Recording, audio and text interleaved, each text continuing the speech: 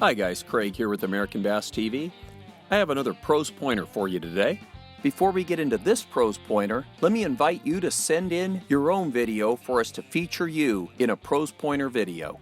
Send a video of you showing your favorite technique, lure modification, anything that you would like to share to help everyone else catch more bass. You can use your phone for the video, shoot it in the landscape direction, that's the wide direction. If you keep it under a minute, you should be able to text that right over to our office number. If it's too big to text, you can email it to info@AmericanBass.com. Don't worry about trying to make the video perfect. We can edit glitches that you might have in your submission. Then be sure to share these videos with your friends. Encourage them to subscribe and hit the notify icon. That way they will be notified every time we release a new video. Okay, let's jump into this pros pointer. This pros pointer is being presented by Bill Siemantel. Bill is sponsored by Spro, Gamakatsu, Bass Cat Boats, Mercury, Motor Guide, Lowrance, Team Davies, Roboworms, and the Willow Club by Anglers Inn International. Bill is in the Freshwater Fishing Hall of Fame.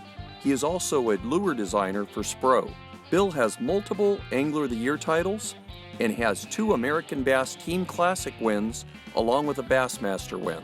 Bill is also the tournament director for the Big Bass Zone Junior Championship presented by Bassmaster.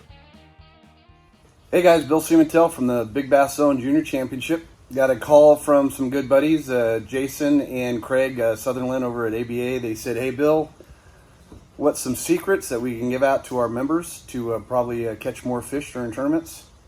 I hate to do this, but they're saying to do it within a minute or two. This is crazy. But I'm going to give you a little bit of what I look at. One of our favorite go-to baits year-round is a Roboworm 4-inch Oxbow Light Red Flake, Team Davies drop shot sinkers, and a nice Daiwa rod and reel combo with Maxima line, and I'll drop down to even 5-pound test Ultra Green. But here's the biggest thing I try to preach, and hopefully this will help you guys. I always talk about the top, middle, bottom on how to break down the water within the water column and where the fish are at and where they're going to feed at.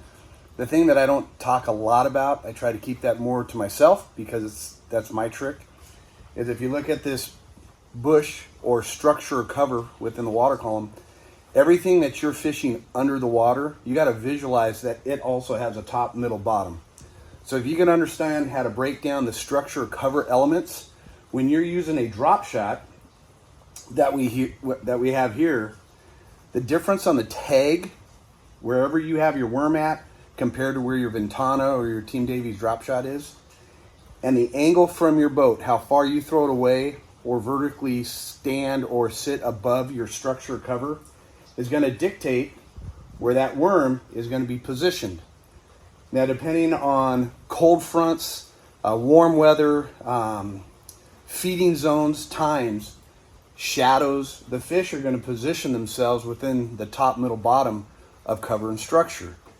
You got to look through not your eyes. You got to look through the worm's eyes.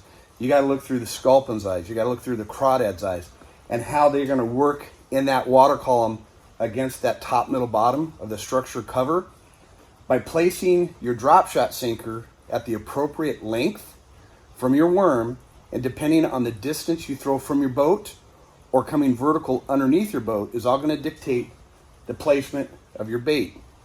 Bait placement against the top, middle, bottom of structure cover is going to create the illusion of realism, and you're going to put more fish in the boat. So, little secret, Roboworms, Gamakatsu hooks, Daiwa rods and reels, but top, middle, bottom of the structure and cover that you want the fish to hit at, that's going to place you higher in the rankings when you go fishing next time, or just put more fish in the boat. If you guys could visualize through that, hopefully that'll help you out the next time you're on the water. And we appreciate it.